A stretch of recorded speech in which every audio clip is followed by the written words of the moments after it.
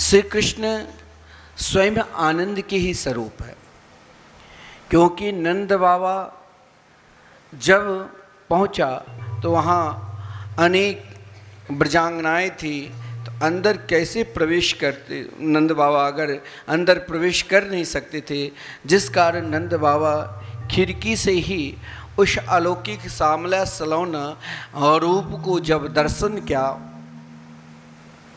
तो नंद बाबा के हृदय में वो आनंद, वो आह्लाद प्रकट हुए।